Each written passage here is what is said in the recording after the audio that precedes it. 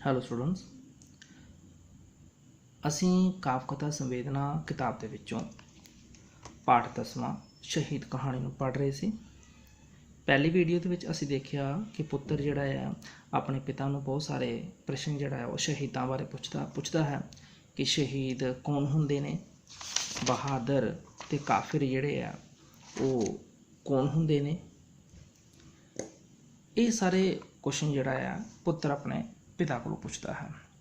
ਤੇ ਅਸੀਂ 69 ਪੇਜ ਤੱਕ ਜਿਹੜਾ ਸੀ ਉਹ ਫਸਟ ਪੈਰਾਗ੍ਰਾਫ ਉਹ ਪੜ੍ਹ ਚੁੱਕੇ ਹਾਂ।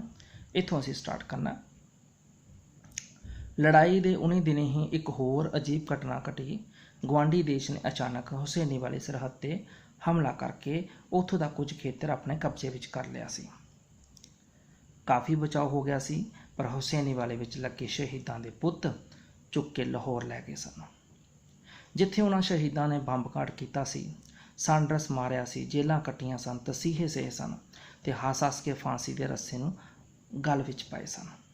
ਜਿਸ ਲਾਹੌਰ ਦੀ ਆਜ਼ਾਦੀ ਲਈ ਉਹਨਾਂ ਦਾ ਸ਼ਹਾਦਤ ਦਾ ਜਾਮ ਪੀਤਾ ਸੀ, ਉਸੇ ਲਾਹੌਰ ਦੇ ਬਾਜ਼ਾਰਾਂ ਵਿੱਚ ਸ਼ਹੀਦਾਂ ਦਾ ਜਲੂਸ ਕੱਢਿਆ ਗਿਆ, ਪਰ ਉਹਨਾਂ ਜਲੂਸ ਦੇ ਅਰਥ ਬਦਲ ਦਿੱਤੇ ਸਨ।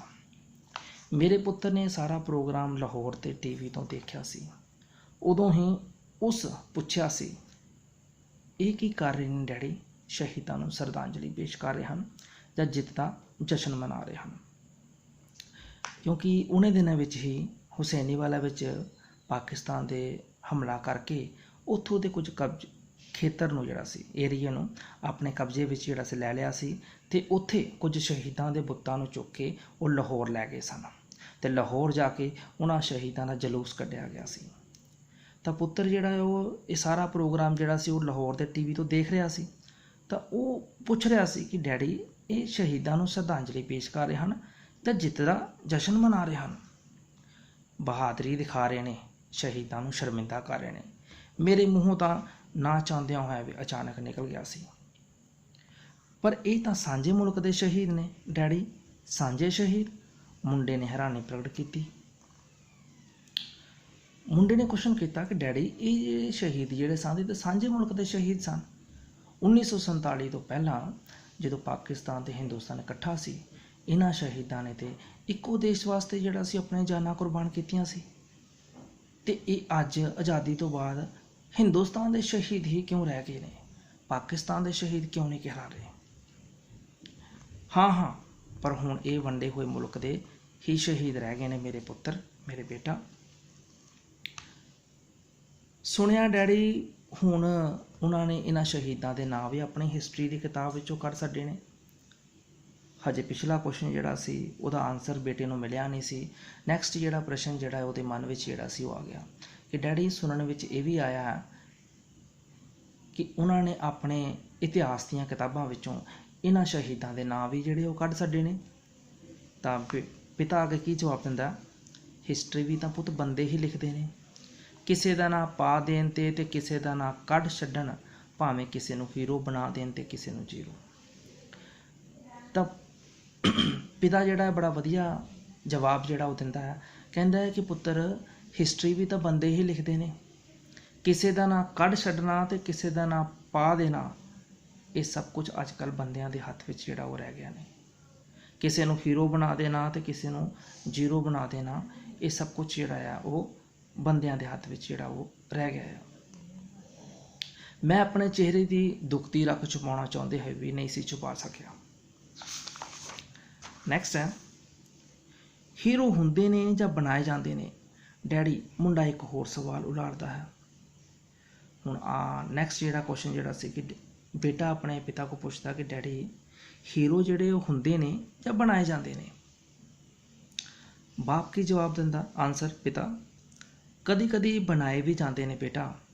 ਸਿਆਸਤਦਾਨ ਸਭ ਕੁਝ ਕਰ ਸਕਦੇ ਨੇ। ਕਾਲਿਆਂ ਦਾ ਹੀਰੋ ਗੋਰਿਆਂ ਲਈ ਹਮੇਸ਼ਾ ਜ਼ੀਰੋ ਹੀ ਰਿਹਾ, ਅਤੇ ਗੋਰਿਆਂ ਨੇ ਆਪਣਾ ਜ਼ੀਰੋ ਵੀ ਸਦਾ ਹੀਰੋ ਬਣਾ ਕੇ ਪੇਸ਼ ਕੀਤਾ। ਕਾਲਾ ਹੀਰੋ ਵੀ ਉਹਨਾਂ ਲਈ ਬਾਸਟਰਡ ਹੀ ਰਿਹਾ। ਕਹਿੰਦਾ ਗੋਰਿਆਂ ਨੇ ਆਪਣਾ ਜ਼ੀਰੋ ਹਮੇਸ਼ਾ ਹੀ ਹੀਰੋ ਬਣਾ ਕੇ ਪੇਸ਼ ਕੀਤਾ, ਅਤੇ ਸਾਡਾ ਜਿਹੜਾ ਸੀ ਹੀਰੋ ਸੀ ਉਹਨੂੰ ਹਮੇਸ਼ਾ ਹੀ ਜਿਹੜਾ ਸੀ ਉਹ ਜ਼ੀਰੋ ਹੀ ਦਿਖਾਇਆ, ਭਾਵੇਂ ਉਹ ਕਿੰਨਾ ਹੀ ਸਿਆਣਾ, ਸਮਝਦਾਰ ਅਤੇ ਫੁਰਤੀਲਾ ਕਿਉਂ ਨਾ ਹੋਵੇ। ਕੀ ਕੋਈ ਸਾਰੀ ਦੁਨੀਆ ਦਾ ਸ਼ਹੀਦ ਨਹੀਂ ਅਖਵਾ ਸਕਦਾ ਡੈਡੀ? ਪ੍ਰਸ਼ਨ ਜਿੰਨਾ ਸੁਭਾਵਿਕ ਸੀ, ਉੱਤਰ ਉਨਾ ਹੀ ਗੁੰਝਲਦਾਰ ਸੀ। ਮੁੰਡੇ ਨੇ ਇੱਕ ਹੋਰ ਪ੍ਰਸ਼ਨ ਕੀਤਾ ਕਿ ਡੈਡੀ, ਕੀ ਕੋਈ ਸਾਰੀ ਦੁਨੀਆ ਦਾ ਸ਼ਹੀਦ ਨਹੀਂ ਅਖਵਾ ਸਕਦਾ?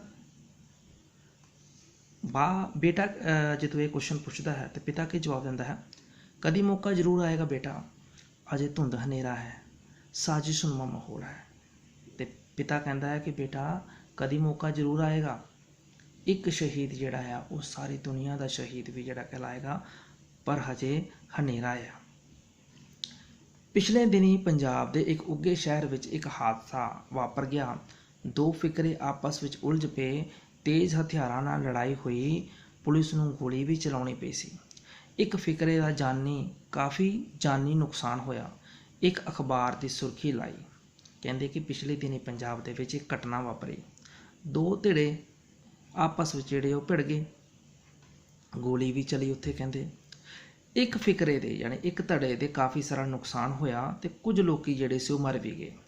ਤੇ ਅਖਬਾਰਾਂ ਦੇ ਵਿੱਚ ਕੀ ਜਿਹੜਾ ਸੀ ਛਪਿਆ ਸੀ ਉਹ ਤੁਸੀਂ ਸੁਣੋ ਕਿ ਇੱਕ ਧਿਰੇ ਨੇ ਆਪਣੇ ਜਿਹੜੇ ਸ਼ਹੀਦ ਹੋਏ ਸੀ ਉਹਨਾਂ ਵਾਸਤੇ ਕੀ ਲਿਖਾਇਆ ਤੇ ਦੂਸਰੇ ਧਿਰੇ ਨੇ ਜਿਹੜਾ ਸੀ ਆਪਣੇ ਲੋਕਾਂ ਵਾਸਤੇ ਕੀ ਲਿਖਾਇਆ। ਦੇਖੋ, ਪਹਿਲੇ ਧਿਰੇ ਨੇ ਕੀ ਲਿਖਾਉਂਦੇ ਨੇ? ਦੇਸ਼ ਦੇ ਅਮਨ ਪਸੰਦ ਸ਼ਹਿਰੀਓ, पर कुछ तत्वों ने देश के अमन पसंद शहरियों पर कुछ तत्वों ने तेज़दार हथियारों से हमला किया।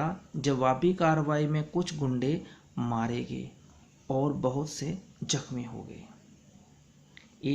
एक जिहड़ा धिरा सी, एक जिहड़ी पार्टी सी, उन्होंने इस तरीके नाल छापिया। दूसरा फिरके दी अखबारां दे मोटे अखर विच खबर छपी, धर्म की रक्षा करते हुए कुछ बहादुर लोग शहीद होए, उन्हां दा नां इतिहास के वरकियां ते सुनहरी अखरां नाल लिखिया जाएगा, जिन्हां ने धर्म हेठ अपने सीस कटाए। हुण एक ने अपने जिहड़े शहीद होए सी उन्हां नूं जिहड़ा सी शहीद दा दर्जा दिता, पर दूसरे धिरे ने उन्हां शहीदां नूं ही जिहड़ा सी वो गुंडा जिहड़ा सी कहलाता। ਹੁਣ ਬੇਟਾ ਜਿਹੜਾ ਸੀ ਇਸ ਕਸਮਸ ਸੀ ਕਿ ਮੈਂ ਕਿਸ ਨੂੰ ਸ਼ਹੀਦ ਮੰਨਾਂ, ਕਿਸ ਨੂੰ ਜਿਹੜਾ ਸੀ ਉਹ ਗੁੰਡਾ ਮੰਨਾਂ, ਇਹ ਸਮਝ ਨਹੀਂ ਸੀ ਉਸ ਨੂੰ ਆ ਰਿਹਾ। ਮੇਰਾ ਪੁੱਤਰ ਦੋਵੇਂ ਅਖਬਾਰਾਂ ਲੈ ਕੇ ਮੇਰੇ ਕੋਲ ਆਇਆ ਤੇ ਅਖਬਾਰ ਮੇਰੇ ਮੂਹਰੇ ਧਰ ਕੇ ਪੁੱਛਣ ਲੱਗਾ ਕਿ ਡੈਡੀ, ਸ਼ਹੀਦ ਗੁੰਡੇ ਕਦੋਂ ਹੋ ਜਾਂਦੇ ਨੇ ਤੇ ਗੁੰਡੇ ਸ਼ਹੀਦ ਕਦੋਂ ਹੋ ਜਾਂਦੇ ਨੇ? ਤਾਂ ਮੈਂ ਪੁੱਤਰ ਜਿਹੜਾ ਸੀ ਜਦੋਂ ਇਸ ਤਰੀਕੇ ਦੇ ਕੁਐਸਚਨ ਪੁੱਛਦਾ ਹੈ ਤੇ ਬਾਪ ਜਿਹੜਾ ਸੀ चुप हो जाता कि मैं अपने बेटे के क्वेश्चनों का किस तरीके ना जवाब जोड़ा दूँगा। ये छोटी लड़ाई है मेरे बेटा, एक फिरके के शहीद विरोधी फिरके लिए हमेशा गुंडे ही रहते हैं तो अपने गुंडे भी उन्होंने शहीद ही लगते हैं। बाप ने यह गल कह के चुप कर गया। बेटा जी, ये सी सैकेंड वीडियो। थर्ड वीडियो इत्थों असीं कंटिन्यू करांगे।